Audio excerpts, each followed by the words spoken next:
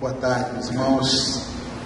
Meu nome é Alexandre Salgado, para quem não me conhece ainda. Eu gosto sempre de me apresentar como professor, que é a profissão que eu mais gosto de exercer, mas também sou empresário.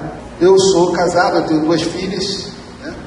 Eu moro aqui no Espírito Santo há 15 anos, eu sou do Rio de Janeiro, e nasci dentro de um lar evangélico. Minha mãe, já falecida, era pastora, né? E através do meu nascimento aconteceu um milagre na minha família, né? Minha família toda ela espírita, alguns kardecistas, outros ligados a Umbanda, outros ligados a Candomblé, mas através do meu nascimento, o meu avô, que era o grande patriarca da família, se converteu. E através dele foi a minha mãe, né? E hoje eu tenho mais da metade, muito mais da metade da minha família hoje aos pés do Senhor. Foi um processo que Deus vem fazendo e está aos pouquinhos salvando cada um deles da sua ignorância, e eles estão enxergando que só tem um Deus, só tem um Senhor. Esse foi o primeiro milagre que Deus operou na minha vida. Outra coisa que eu tenho visto, e eu preparando, já falando da mensagem, é que a minha vida também ela foi marcada por fatos muito interessantes, né, que me levam a refletir nos dias de hoje. Nós estamos vivendo num país em crise. Nós estamos vivendo num mundo em crise. Alguém tem dúvida disso? Nós estamos vivendo uma crise enorme. Parece que o mundo perdeu a sua beleza, né? E quando a gente está atravessando momentos de dificuldade, momentos de reflexão, a gente começa a olhar as coisas por um outro paradigma, por uma outra ótica, né? E o que eu tenho visto é que as coisas desse mundo, elas ficaram um pouco sem graça. Eu comecei a perceber, e Deus começou a me mostrar isso nessas reflexões, que nós já mergulhamos na geração de Apocalipse. Nós somos a geração de Apocalipse. Nós, com muita probabilidade, veremos a volta do Senhor. Aquele talvez seja o maior evento da humanidade, né, onde todos estão andando, trabalhando, fazendo suas coisas, e de repente vem o mestre descendo numa nuvem, e aquela milícia de anjos chegando e fazendo todo aquele rebuliço, e as pessoas sem entender nada do que está acontecendo.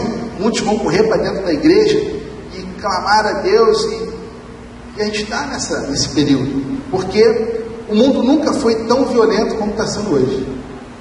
Nem naquela época do Velho Testamento, onde não existia regra, não existia lei, nação invadia nação, reino invadia reino, matavam, fazia aquela carnificina toda. Nem naquela época foi tão violento como está sendo hoje. E a violência, ela entrou dentro do meio urbano de uma tal forma que ninguém mais tem segurança em lugar nenhum.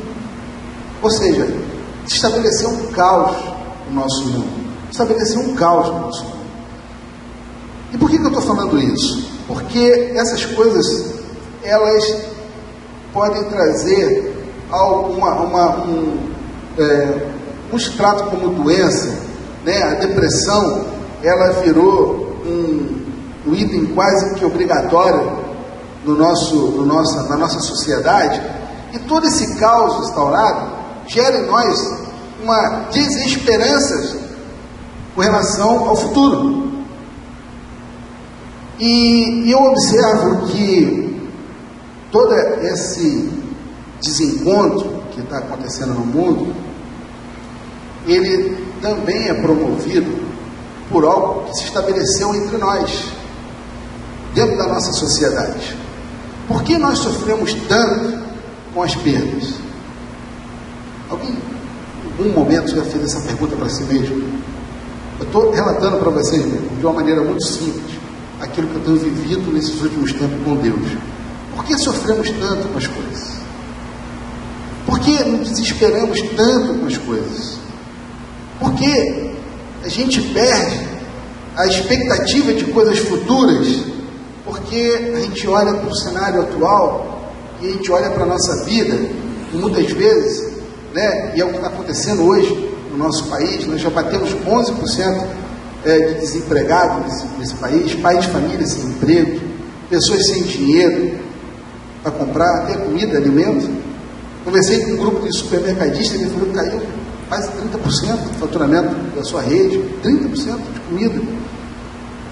E isso traz para todos nós, principalmente nós, homens, que fomos estabelecidos por Deus para ser cabeça da família, para ser o sustento da família. A nossa estrutura familiar ainda depende de nós, nossos filhos dependem de nós, a nossa esposa depende de nós, e às vezes nossos pais ainda dependem de nós, e nos foi roubado, e a expressão é essa, foi roubado de nós a esperança, a expectativa, e a gente olha para o cenário e vê um cenário caótico diante de nós, e quando essa desesperança entra no nosso coração, traz o abatimento, traz a depressão, traz a tristeza. Mas quando entra e domina a nossa mente, aí você perde até a esperança da vida. Pessoas que não, essa informação nem sempre chega até nós de uma maneira muito clara, mas pessoas que se desesperam e não vê mais nenhuma esperança na sua vida e tentam até o suicídio. A gente sabe de fatos que acontecem na Terceira Ponte. Dia desse aí eu estava precisando vir em Vitória, a ponte fechou, porque uma pessoa perdeu a esperança, a mente foi dominada, e ela não enxergava mais nada, falou, acabou, não tem mais jeito. E o único jeito que ela encontrou é o seguinte: eu vou dar o cabo da minha vida, não tem mais o que fazer. E eu já me peguei pensando no futuro, e eu não sei aqui os irmãos já passaram por isso, e dá realmente um frio na barriga a gente olhar para o futuro e não ver nenhum horizonte, não ver nenhuma perspectiva, porque as coisas materiais, elas são importantes para nós homens principalmente, até para a nossa dignidade, né? Um homem sem dinheiro hoje, sem poder sustentar a sua casa, ele passa a ficar diante da sua esposa, diante dos seus filhos, de uma maneira até fragilizada, porque a sociedade impôs isso. E como é que a gente sobrevive diante de um cenário desse? Fechamos a porta, desistimos de tudo e vamos todos se abraçar e chorar, ou vamos começar a olhar com um outro prisma? E Deus me trouxe hoje aqui para falar desse novo prisma, para falar de uma esperança, mas não é uma esperança que não é palpável, uma esperança real de que esse vento vai passar e nós vamos começar a viver coisas extraordinárias na nossa vida. Deus filtrou o dia de hoje através do jogo do Brasil para que viessem vocês aqui, para que vocês ouvissem diretamente de Deus que há esperança na vida de vocês.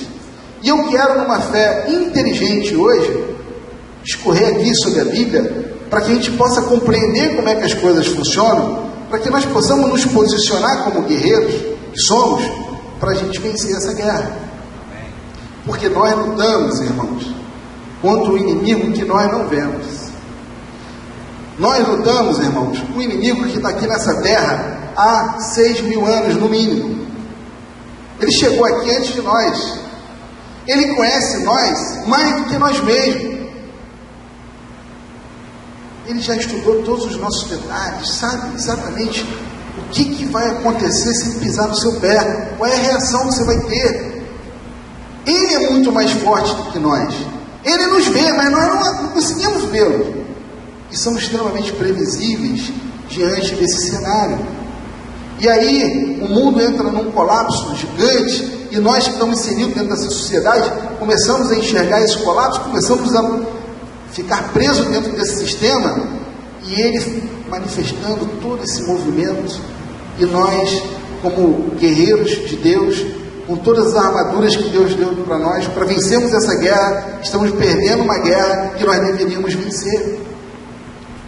Em que momento nós nos tornamos mais fortes que esse inimigo milenar que tanto quer destruir a nossa vida? Quando nós nos aproximamos de Deus. Quando nós abrimos mão do nosso interesse pessoal e colocamos Deus como principal na nossa vida. Deus mais você se torna imbatível diante de qualquer adversário. De qualquer adversário.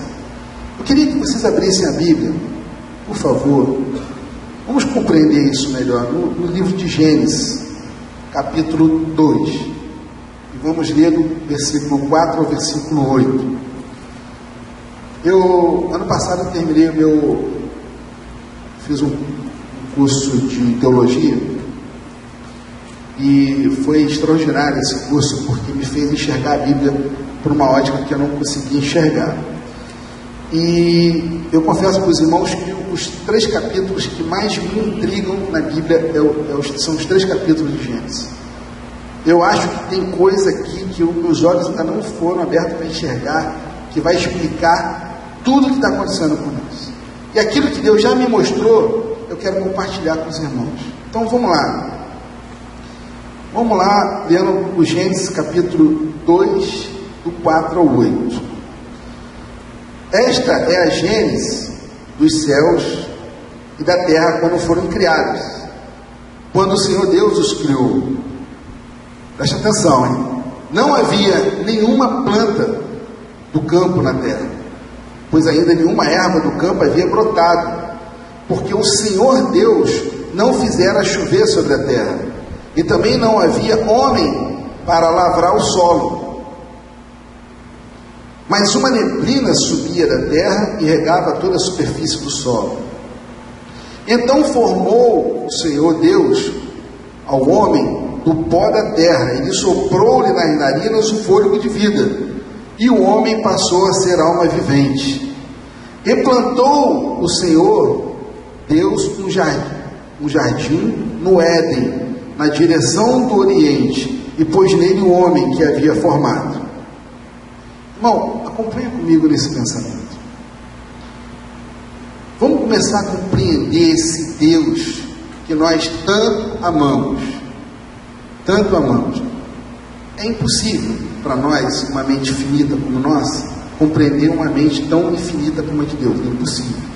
Mas nós podemos aqui, através da palavra, compreender um pouco de qual é o projeto de Deus para a nossa vida. Deus formou o mundo. Deus criou algo perfeito. Esse mundo, que eu falei que está destruído, ele já foi perfeito um dia.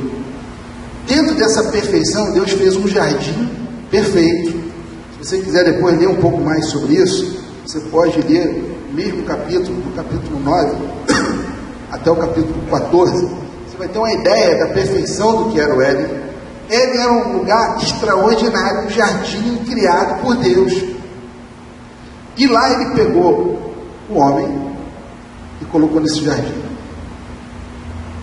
Ou seja, Deus preparou o melhor pedaço da terra e colocou o homem nesse lugar. O melhor pedaço da terra.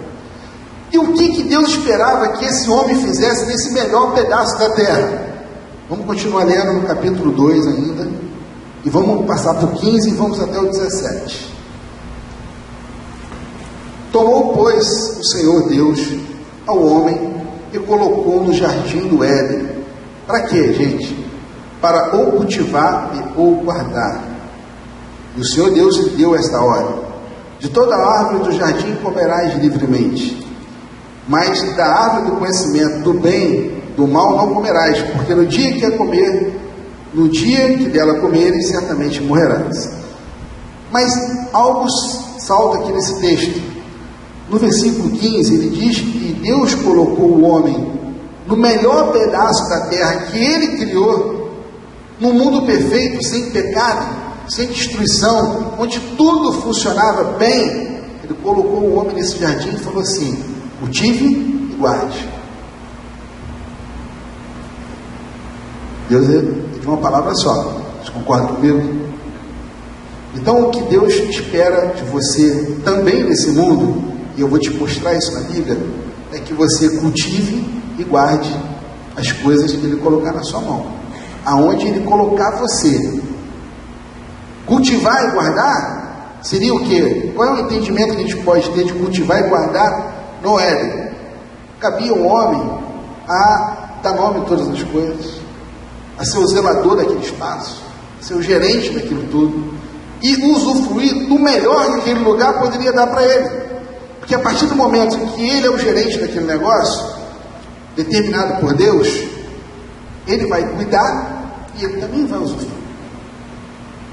Mas ele falou: cultiva, trabalhe, eu vou te abençoar, tudo vai dar certo aqui, fica tranquilo, tudo vai dar certo, tudo vai estar encaixadinho, eu montei isso tudo perfeito. Agora guarde esse lugar.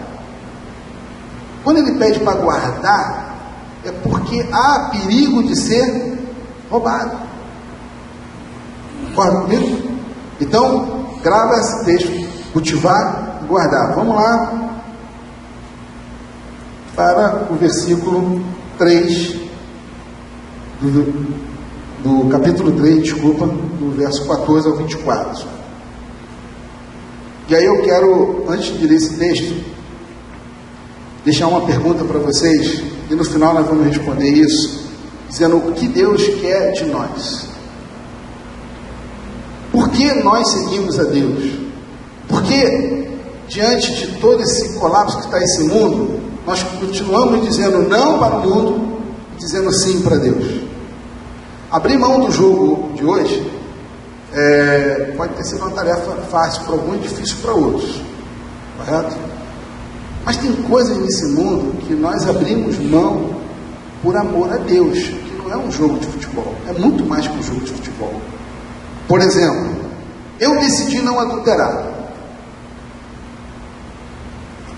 Estamos entre homens aqui? Difícil, né, irmão? Não adulterar hoje em dia, né? Mesmo que você não queira, mas parece que as mulheres querem a gente, né? E às vezes fui no lugar que a pessoa mexeu comigo, olhei e falei: eu? E é eu mesmo, né? Você imagina eu dentro de uma universidade, a maior universidade, dou aula na UVV, né? E só tem alunas feias naquele lugar, as meninas mais feias do mundo Deus colocou naquele lugar, né?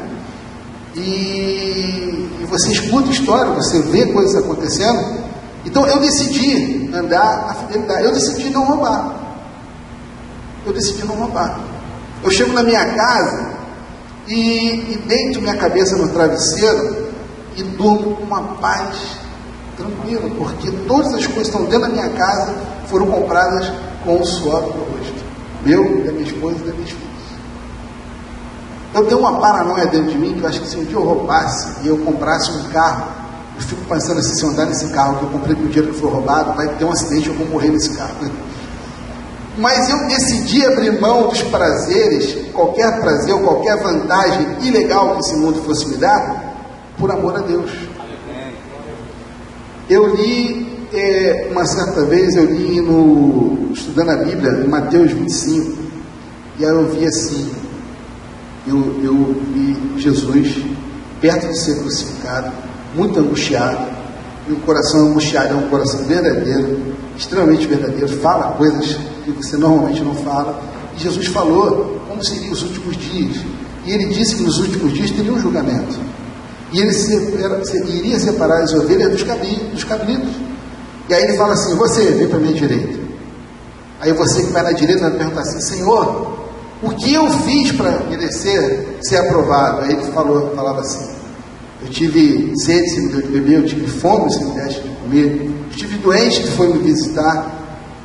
E da mesma forma ele pegou o cabrito e falou assim: você não foi aprovado, vem para a esquerda. E a pessoa perguntava por que não foi aprovado, e ele falava a mesma coisa, só que ao contrário, dizendo: eu tive sede, você não me deu de beber; eu estive nu, você não me vestisse.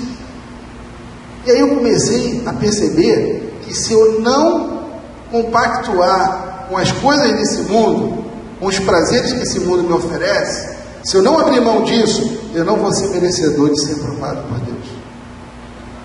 E como eu não vivo só olhando para esse mundo, e o meu olhar hoje já está naquilo que Deus projetou para mim, então eu consigo abrir mão com facilidade das coisas desse mundo. Com facilidade. Tá? Às vezes a gente passa alguns apertos, mas Deus tem dado grande livramento, esse mundo tem dado grande livramento aqui para muitos dos irmãos. Mas como sobreviver e como abrir mão de coisas, como prosperar, inclusive vamos ser audaciosos e falar na palavra prosperar, diante de um cenário tão ruim como nós estamos vivendo hoje, de um mundo tão destruído. Deus fez um mundo perfeito, colocou o homem lá e falou assim, ó, aqui tu vai reinar absolutamente, tudo que for produzido nesse lugar, o melhor que for produzido nesse lugar vai ser para você, você pode se deleitar das melhores árvores, porque aquele ambiente lá era um ambiente agrícola, tá, gente? Se não houvesse pecado no mundo, e aí eu queria dar uma viajada aqui com vocês, como é que seria a nossa vida se o pecado não tivesse entrado no mundo? Pensa bem. Primeira coisa, não teria crise hídrica. Segundo, todos nós aqui teríamos uma uniformidade de recursos, né? Por exemplo, o Bill Gates é o homem mais rico do mundo, não é isso? O produto que ele vende é o produto mais pirateado do mundo. Me parece que ele tem 97% da produção dele pirateada. E o homem com 3 a 4% do que ele vende, ele é o homem mais rico do mundo. Imagine se ele fosse 100%. Ele seria dono da galáxia, né? Mas aquela concentração de renda naquele homem me chama a atenção, porque eu vou lá na África e vejo países que não conseguem faturar ou produzir o que esse cara tem de riqueza. E aí você vê na África pessoas passando fome. E se eu não quiser ir na África, não tem problema. Eu pego aqui, entro dentro de um bairro desse de periferia, e eu já vivi essa experiência, né? E eu acho que não sei se alguém já viveu essa experiência aqui. Você vai ver muito próximo de nós pessoas passando fome, passando necessidade. E aí você está ali fazendo um movimento, às vezes já aconteceu isso comigo, de levar comida para aquela pessoa, e passa alguém num carro 0 quilômetro, último modelo, de 400 mil reais, e fala assim, meu Deus, como aquele cara teve dinheiro para comprar aquele carro, e essa pessoa aqui não tem dinheiro nem para comer. Isso é fruto do pecado. Mas se não houvesse pecado no mundo, se Adão não tivesse, o primeiro homem e a primeira mulher não tivesse pecado, como é que seria? Primeira coisa, eu acho que nós teríamos uma igualdade social. Vocês concordam comigo? Teríamos igualdade social? O trabalho para nós não seria uma coisa terrível. Primeiro, não teria desemprego. Olha que coisa sensacional. Segundo, trabalhar, a relação nossa com o trabalho seria diferente. Tá? Eu não sei vocês aqui, mas eu tenho alguns amigos que quando eles pensam no trabalho, é a coisa mais triste que passa na cabeça deles. Né? O maior sonho daquele cara é ganhar uma mega sena acumulada. Para quê? Para nunca mais voltar lá no trabalho dele. Não voltaria nem para dar baixa na carteira de trabalho. Porque trabalha porque é obrigado, porque tem que sustentar a família, porque ele não gosta de fazer o que ele faz. Ele não gosta do chefe dele. Ele não gosta da forma que ele é tratado. Mas ele é obrigado a estar lá, porque ele precisa trabalhar, ele precisa receber dinheiro, ele precisa pagar as contas. Se não tivesse pecado no mundo, o trabalho não seria assim. Não seria assim. E às vezes eu tenho finais de semana que assim, parece que eu estou no céu, né? Eu viajo, vou para lugares bacanas, como em lugares legais, vou com a minha família, todo mundo é feliz. Aí chega no domingo, todo mundo feliz ainda. Aí quando bate aquela musiquinha do Fantástico, do final, não dá uma depressão aqui, não dá uma tristeza. Aquela musiquinha significa para mim o seguinte: acabou a sua alegria, irmão. Segunda-feira você vai começar a luta de novo, né? E aí eu olho para o trabalho, eu não falo nem trabalho, às vezes eu me pego falando assim, eu vou ralar, eu vou para a guerra, né? Como é que eu posso ser feliz dentro de um cenário desse, que o trabalho eu chamo de guerra?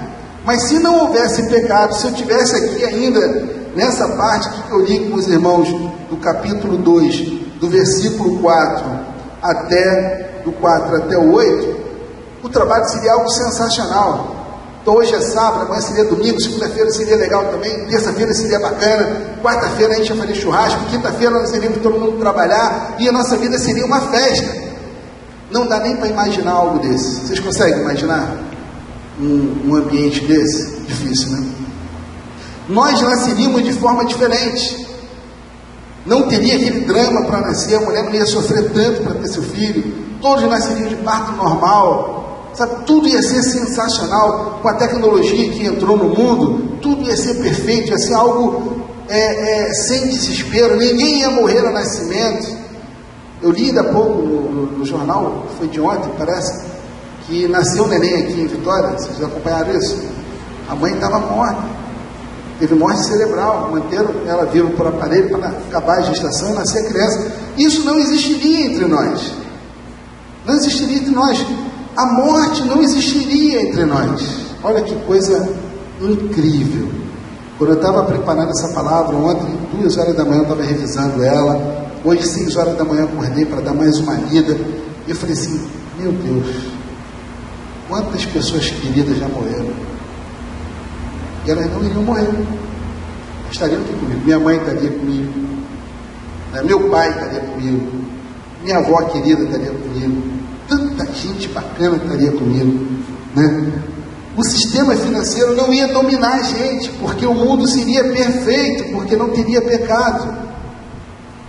E o sistema financeiro, ele é dominado de uma forma, e não tenho dúvidas do que eu vou falar, isso já existe hoje, tá? E a tendência é piorar, tá? Os irmãos que estão hoje no mercado de trabalho, alguém ainda recebe dinheiro, o seu pagamento em dinheiro, ou o dinheiro vai direto no banco? Eu quase não manipulo mais nota. Nem na igreja mais eu dou meu dízimo em dinheiro, eu dou no cartão, né? Esqueci de comentar aqui, eu sou membro da Missão Praia da Costa, meu pastor, pastor Simon, me abençoou para vir aqui hoje. Né? Eu vou lá, tem gente que se assusta com isso, tem máquina de coisa na igreja. Sim, isso não é absurdo. É uma maneira hoje de você fazer, né? Ninguém paga mais conta com dinheiro.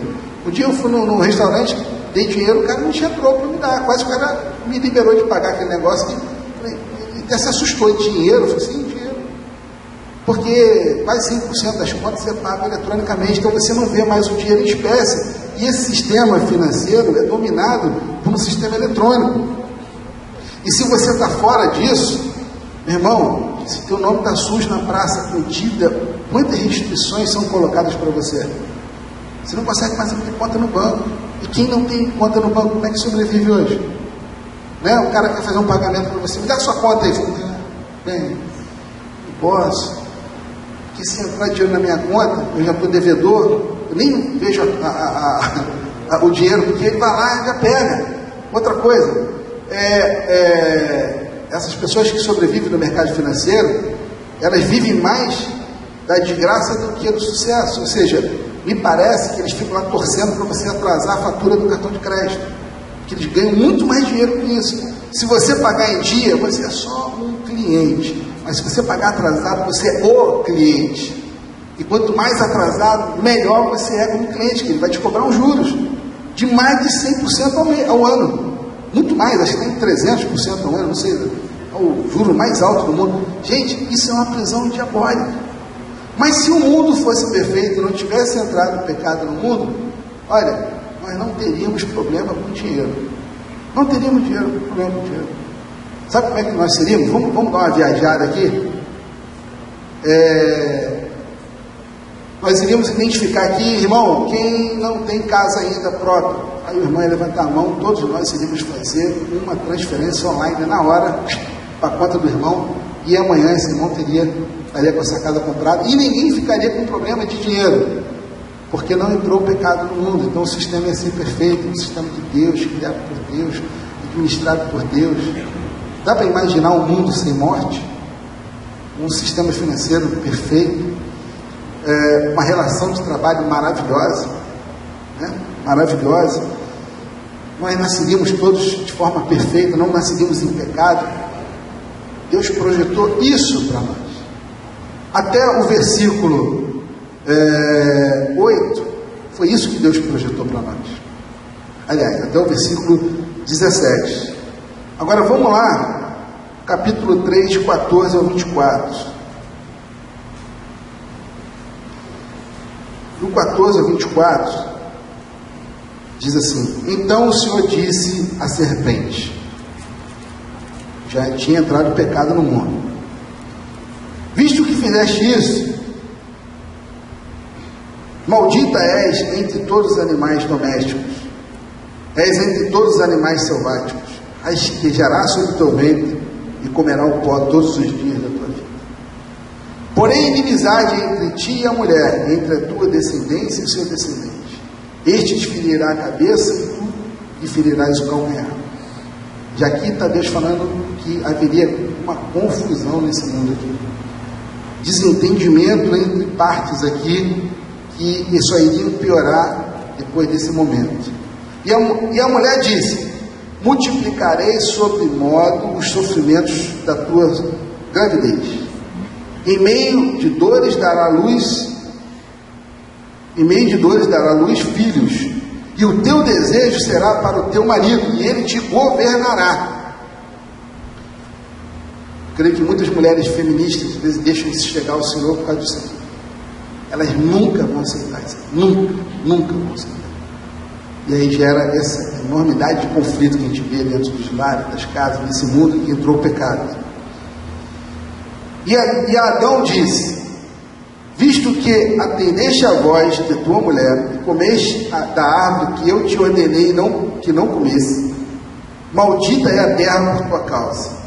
Em fadigas terá dela o sustento durante os dias de tua vida.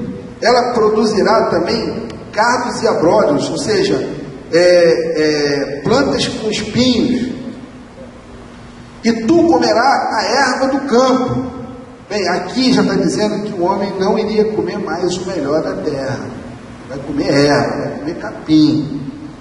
E do suor do seu rosto comerá o teu pão, até que tornes a terra, pois dela foste formado. Porque tu és pó e ao pó tornarás. Você não vai ser mais eterno. E deu o homem o nome de Eva, sua mulher, por ser a mãe de todos os seres humanos. E fez o Senhor Deus vestimenta de peles para Adão e sua mulher, e os vestiu. Então disse o Senhor Deus: eis que o homem se tornou como um de nós, conhecedor do bem e do mal, e assim que não se estenda a mão e tome também a árvore da vida e coma, e viva eternamente. O Senhor Deus, por isso, o lançou fora do jardim, a fim de lavrar a terra de que fora tomado. E expulso o homem, colocou querubins no oriente do jardim do Éden, e o refugir da sua espada que se revolvia, para guardar o caminho da árvore da vida.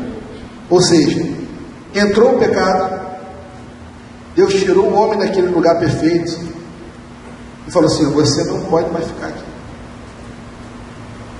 E disse para a mulher que ela teria dores de parto, ela iria ter que se subjugar ao homem. Disse para o homem que a partir de agora, para tu comer, você tem que trabalhar, nada vai cair na tua mão mais fácil, como eu programei para você, e você está privado de ficar no melhor lugar desse mundo.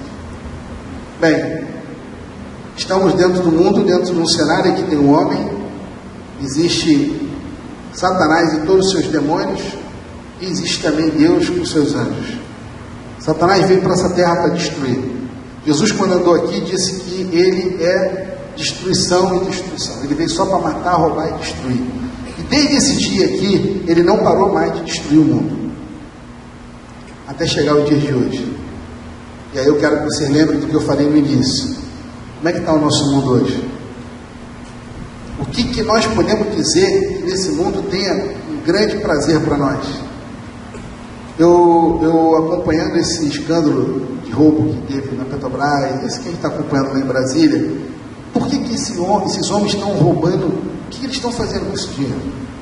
Eles estão roubando e pegando esse dinheiro, levando para caridade, ajudando pobres, pessoas necessitadas, ou eles estão pegando esse dinheiro para entrar dentro desse sistema já destruído, de ter, de possuir, de comprar? E aí eu preciso ter mais dinheiro porque eu quero ter o melhor carro, eu quero ir para a Europa todas as vezes, eu quero comer no restaurante mais caro que tem, eu quero ostentar, eu quero andar com roupas de grife, São essas coisas que são importantes para o mundo. Aí eu pergunto para os irmãos: é isso que é importante para você? É para isso que Deus te chamou hoje aqui? Para que você sofresse porque você não tem mais um carro? Meu irmão, eu vou contar um testemunho para compartilhar com vocês, porque tudo que acontece na minha vida é para a glória de Deus. Eu tinha 2 carros. Hoje eu não tenho mais carro. Vendi meu carro. E eu precisava vir aqui, porque eu fui convidado para esse momento. Eu sei que era um momento de Deus. E a minha carona falhou comigo. a minha carona falhou por ele, né? A pessoa que poderia me trazer para cá, ela falou assim, pô, eu estou com outra prioridade, né? Eu passei a não ser prioridade. Qual era a solução que eu tinha? Não vir? Vou pegar um Transcol? Não, vou ligar para o Luciano, marcar com ele um lugar em Vitória, pegar um Transcol, descer, encontrar com o Luciano e vir de carona com ele aqui. Irmão, o nosso sofrimento de não ter é porque nós tivemos. Uma vez eu fui confrontado, eu conheci um refugiado que veio de um país da África, e aí eu estava extremamente triste porque estava angustiado, porque as minhas empresas não estão indo bem. Estava conversando com o Luciano, são 14 meses, Roberto, de crise. Parece que meus clientes desistiram de comprar comigo, né? E privações, dificuldades e tudo aquilo que esse mundo traz quando você não tem mais dinheiro, eu estou vivendo. Amém? Se alguém se identifica comigo aqui, essa palavra é para você. E eu estava lá me achando o pior homem do mundo, o diabo está me roubando, eu preciso prosperar, isso não é de Deus. E aí, dá um microfone para esse rapaz, gravei o nome dele, e ele veio, pegou o microfone e falou assim, meus irmãos, tradutor, né?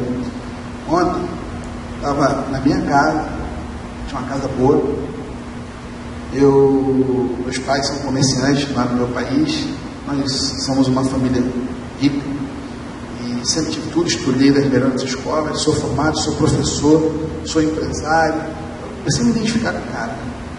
E o que aconteceu? Eu encontrei Jesus. E quando eu tive esse encontro com Jesus, eu disse, é isso que eu quero para a minha vida. Eu não quero outra coisa a não ser Jesus. Ele começou, aí ele comprou uma Bíblia, deram uma Bíblia para ele. Ele começou a andar com a Bíblia, ele começou a ler a Bíblia, começou a estudar a Bíblia, ele começou a frequentar os cultos, só que o pai dele todo é muçulmano. Aí o líder da religião dele foi lá, chamou o pai dele e falou assim, ó, dá um jeito nesse rapaz aí. Se você não der um jeito nele, nós vamos dar. Igual os traficantes fazem com a gente aqui. E aí o pai dele falou o seguinte, ou você renuncia a Jesus, ou você renuncia a Bíblia, ou você joga a Bíblia fora, ou você vai embora aqui de casa. Ele falou assim, eu não vou abrir mão de Jesus. Entrou meu coração, não tem como, não depende mais de mim. O que aconteceu com aquele rapaz? Foi posto para fora de casa, passou a morar na rua, passou a andar igual um mendigo. Aí esses grupos de radicais começaram a ameaçá-lo, a vida dele ficou ameaçada. Aí alguns missionários brasileiros acharam aquele rapaz, pegaram esse rapaz, mandaram, trouxeram ele para o Brasil. Ele estava refugiado aqui no Espírito Santo até bem pouco tempo. Hoje ele está lá, acho que no Rio Grande do Sul, parece. E aí ele falou o seguinte, hoje eu não tenho mais nada. No país aqui de vocês, eu não sou professor, porque o meu diploma não é reconhecido, eu não sou empresário, hoje eu moro num quartinho, eu tenho uma cama, onde eu tenho um café da manhã, um almoço e janta, e eu não tenho mais nada. Eu não consigo falar com meu pai, não consigo falar com minha mãe, meus irmãos não querem mais falar comigo, e minha vida é essa. E eu dou glória a Deus porque eu estou vivo. E eu sentado lá, achando que eu tinha problema, eu falei assim, eu não tenho problema. Eu falei, Senhor, obrigado. Obrigado porque eu não tenho problema. E eu comecei a perceber que nós sofremos diante do prisma que você vê a tua situação.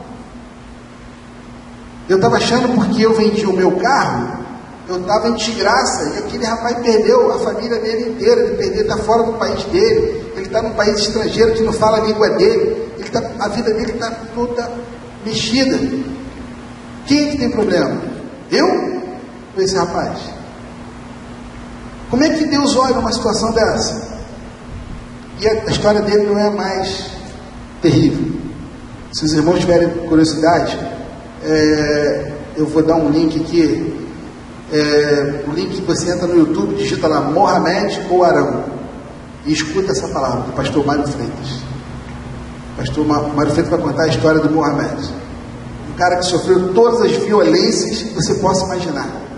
Sua mulher foi estrupada na frente dele, tudo porque ele não abriu mão de confessar a fé dele.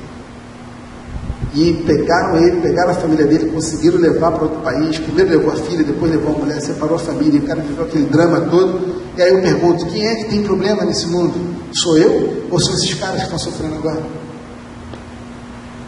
Aí você pode falar para mim assim, mas isso não anula o meu sofrimento. Isso não me traz esperança de volta. Mas eu quero dizer para vocês o seguinte, por que o Senhor marcou esse encontro hoje? Alex, melhor são os fins das coisas do que o começo. Amém? Então, o Senhor nos trouxe hoje aqui para falar com nós através do que Deus revelou para Paulo.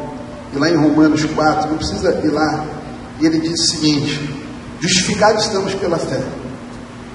Toda a condenação que houve sobre nós, que nós lemos lá em Gênesis, isso acabou em Jesus. Amém. Toda aquela maldição que foi lançada sobre nós, tudo aquilo que o diabo se aproveitou para destruir a nossa vida, e vem destruindo o mundo de forma muito grande, de Jesus para cá, isso acabou. Agora, por que continuamos sofrendo? Por que continuamos sofrendo? Vamos abrir lá, por favor, em Romanos 8, 1.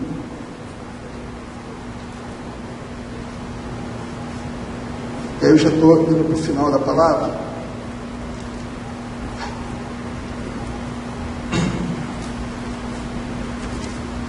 Romanos 1, ele diz o seguinte: agora, pois, já nenhuma condenação há para os que estão em Cristo Jesus. Meu irmão, nós estamos livres de toda condenação. Nós precisamos entender o que está acontecendo com nós. O que está acontecendo com você. Que tipo de guerra você está enfrentando. Nós entramos para esse mundo totalmente destruído e queremos comer da comida deles. É isso que está fazendo todos nós sofrermos. E o que vai acabar com esse sofrimento, e o que Deus trouxe para você aqui nessa noite, é saber o que vai acabar com o teu sofrimento, é quando você entender o que Deus quer de você. E não é você querer dizer para Deus que Ele entenda o que você quer. O que está acontecendo com todos nós, que parece que num culto, a única pessoa que não está entendendo o que está acontecendo, parece que é Deus. Porque você vem na igreja, você louva, você canta, você busca, você ora, você jejua. O que você quer com isso?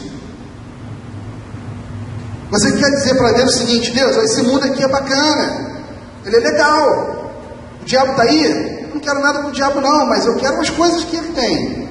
Eu quero comer daquele maná dele lá.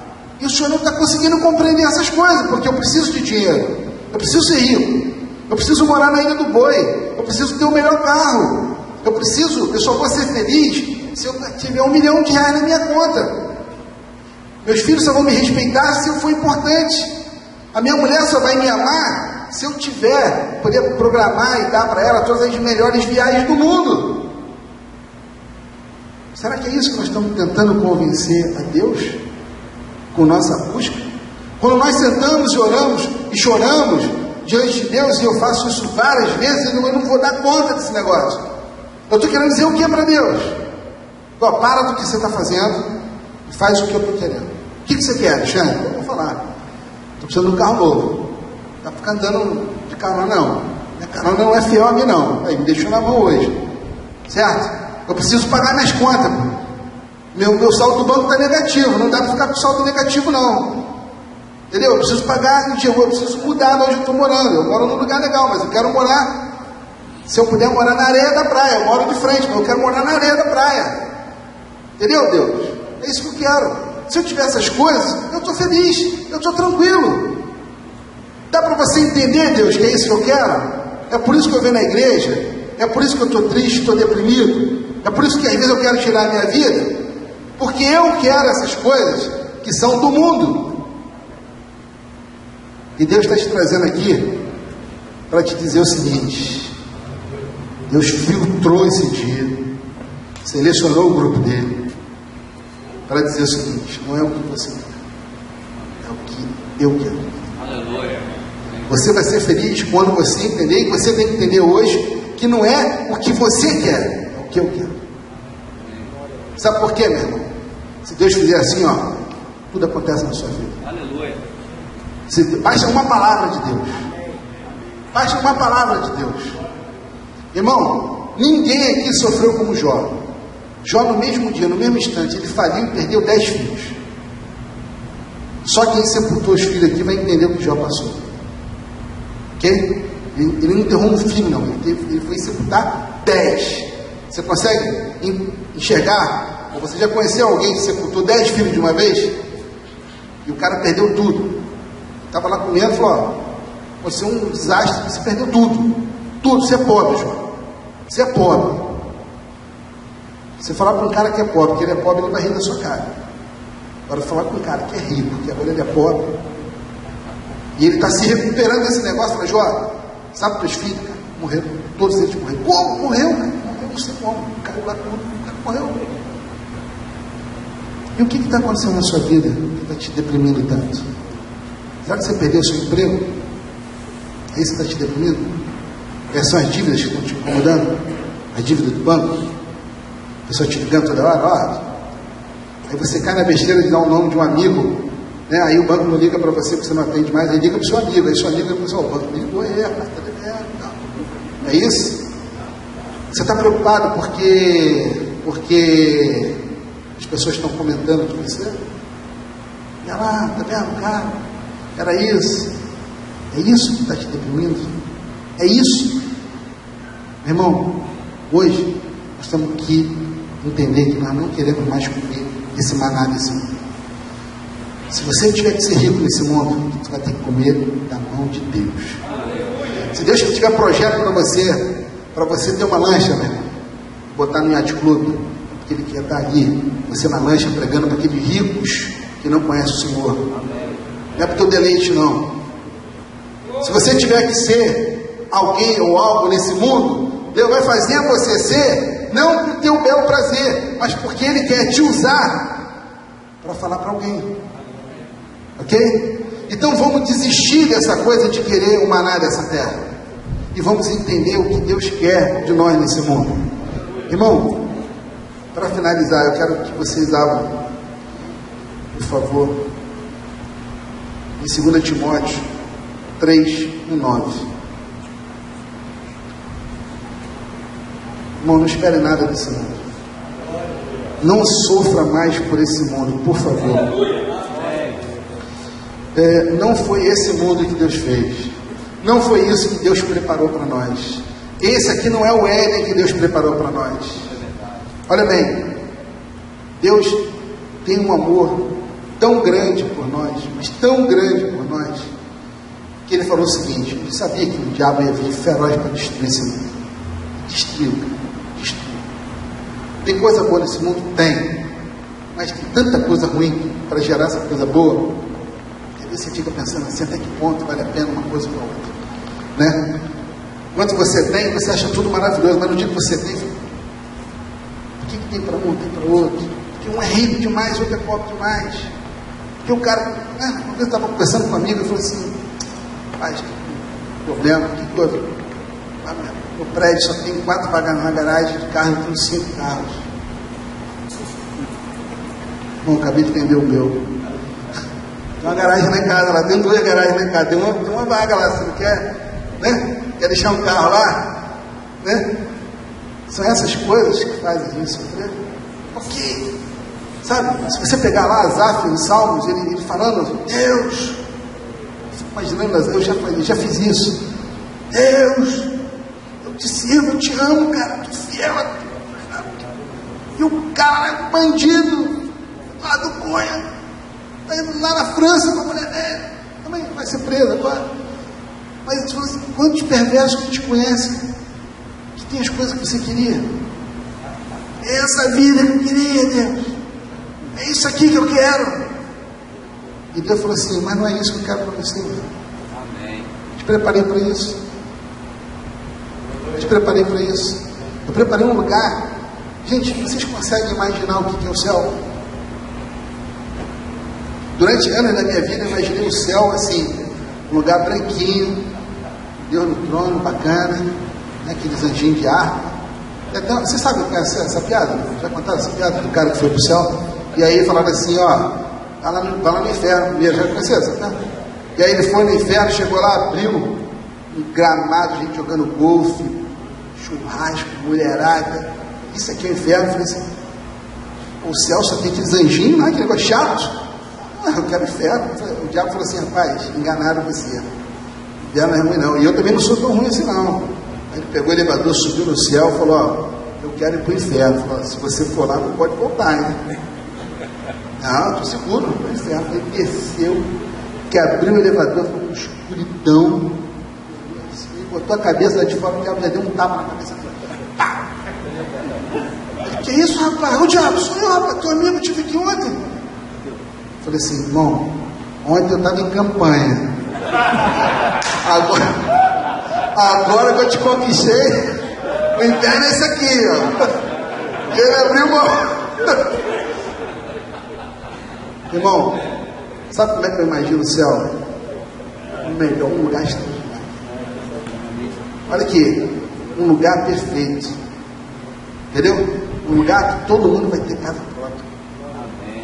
Todo dia vai ser dia de festa, de confraternização. Mas o cara mais baladeiro que eu já vi na minha vida chama-se Jesus Cristo de Nazaré. Jesus fala assim, Roberto, vamos lá fazer um churrasco lá em casa. Jesus chama a galera toda, vamos para um churrasco com Jesus, vamos ter coisa, vamos viver uma vida maravilhosa. Maravilhosa, a igreja fala maravilhosa, elas me ensinaram errado. Isso é tudo maravilhoso, arpinha, anjinho. Não, vai ter Egito lá no céu, vai ter coisas bacanas. Nós vamos trabalhar, cara, no céu. Nós vamos trabalhar. Vai ser igual, volta lá. Por isso que eu acho que tem mistério. Volta lá em Gênesis depois, em casa, e lê várias vezes Gênesis, capítulo 2 todo. O céu vai ser assim. Vai ter um jardim do Éden perfeito para nós. Não vai faltar nada para a gente, cara. Nós vamos ter saúde para tudo, nós vamos ter disposição, nós vamos acordar cedo, nós vamos malhar, nós vamos correr, nós vamos trabalhar, nós vamos confraternizar, nós vamos todo dia para a igreja, vai ser tudo bacana, tudo legal, vai ser tudo perfeito para nós, tudo perfeito. Bem, então vamos esperar todo mundo morrer para viver essa perfeição? Será que é esse o plano de Deus para nós? Óbvio que não. Óbvio. O que Deus quer dizer para todos vocês aqui é que Ele ama e precisa de vocês. Ama e precisa de vocês. Vocês são os guerreiros de Deus. E Deus sabe da tua necessidade. Sabe da necessidade. Sabe o aperto que você está passando. Sabe. E Ele tem a solução para isso. Amém. Mas Ele precisa que você entenda que não é a tua vontade, é a vontade dEle. É preciso que você entenda que você não tem que comer o melhor dessa terra, dado pela mão de Satanás. Você tem que comer o melhor dessa terra, vai ter que comer o amor de Deus. Deus precisa de você, Alex, para levar a palavra dEle. E para você levar a palavra dEle, você tem que estar de pé, irmão. Você tem que estar bem, você tem que estar forte. Porque ninguém escuta alguém fracassado. Como é que você vai falar com a autoridade? Morto. O cara vai olhar para você, vai te disputar, vai ter que chegar e falar assim: estou aqui para te falar isso. E o cara fala assim: esse cara tem autoridade. Autoridade. Então Deus quer restaurar a vida de todos nós. Que a gente tenha a melhor vida que Ele planejou para nós. E o que Ele planejou para mim, gente, não é o mesmo que Ele vai planejar para você. Porque se Ele quer, meu irmão, você que estava no louvor, você vai lá nos Estados Unidos pregar para Bill Gates, ok? Ele vai ter que te colocar nos lugares mais altos, para você poder chegar nele lá que está lá mais alto. E Deus quer que eu pregue, sabe para quem? Talvez para a pessoa que está ali na esquina ali. Para pegar a pessoa na esquina ali, ele vai ter que me tirar o carro, vai ter que me deixar no ônibus, porque eu vou andando, eu vou encontrar com a pessoa na rua. E eu não tenho que ficar dizendo para Deus o que Ele tem que fazer para mim, mas eu tenho que entender o que Ele quer para mim. E aí eu quero finalizar lendo o capítulo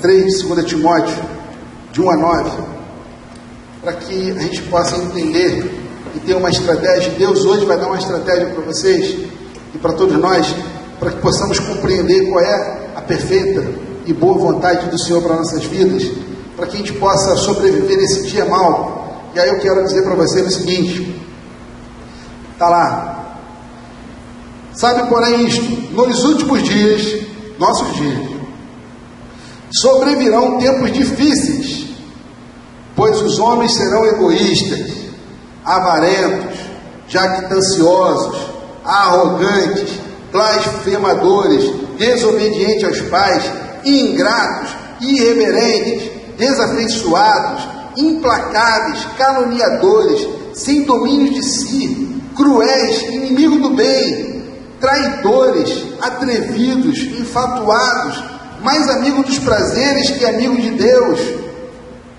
tendo forma de piedade, negando-lhe, entretanto, o poder. Foge também desses. Aqui são os falsos humildes. Pois entre estes se encontram os que penetram sorrateiramente nas casas e conseguem cativar mulherinhas sobrecarregadas de pecados, conduzidas a várias paixões, pessoas que vão se fazer de cordeirinho, e é um leão, é um lobo que vai entrar na sua casa para te roubar, que aprende sempre e jamais pode chegar ao conhecimento da verdade, ou seja, vão ter todas as formações do mundo, vão estudar em Harvard, mas não vão ter conhecimento de nada da verdade, porque Deus não vai deixar. E do modo que Janes e Jambres resistiram a Moisés, também estes resistem à verdade. São homens de todo corrompidos na mente, reprobos quanto à fé. Eles toda a vida não irão avante, porque a sua insensatez será a todos evidente, como também aconteceu com a daqueles. Esses homens que nos cercam é que desejam as coisas de si. E Deus separou vocês aqui hoje para dizer o seguinte: Deus tem grandes coisas para fazer na vida de vocês, mas grandes coisas que vêm do projeto dele para vocês. É importante hoje, eu queria que o irmão do louvor para se posicionar lá. É importante, meu irmão, que você entenda que você precisa abrir mão da tua vontade. Você precisa quebrar o teu coração. Para você ver Deus, você vai ter que morrer. Você pode estar 50 anos na igreja, e 50 anos você está sofrendo, porque 50 anos você está querendo convencer Deus que é a sua vontade e não a dele. E hoje a palavra para confrontar teu coração é o seguinte: vamos dar uma guinada de 180 graus nesse negócio. Vamos parar com esse sofrimento. Vamos parar de olhar para nós mesmos, ficar com pena de nós, e vamos colocar agora tudo diante do trono de Deus. E deixa Deus conduzir. Quem é Deus, meu irmão? Deus é aquele que nunca perdeu uma guerra. Deus é aquele que o diabo, Satanás e todos os seus anjos se prostram diante dele. Quando Satanás tem 1/3 de anjos, para cada um demônio nós temos 2 anjos para nós. Deus é aquele que luta pela tua vida quando você dorme. Enquanto nós estamos aqui sofrendo porque não temos coisas, porque perdemos, porque estamos com dívida, Deus está lá guerreando coisas mais profundas na nossa vida, a gente nem imagina. E Deus marcou o dia de hoje para dizer que Ele te ama, que Ele quer mudar a tua história, mas Ele precisa que você quebre o teu coração. Ele precisa que você diga para Ele: eu abro mão da minha vontade para viver a tua vontade. Eu preciso que hoje você diga para Deus o seguinte: eu quero te servir incondicionalmente. Deus pode te levar para os Estados Unidos, meu irmão, mas Deus pode te levar para a África. Deus pode te fazer presidente da República, mas Deus pode não fazer nada com você.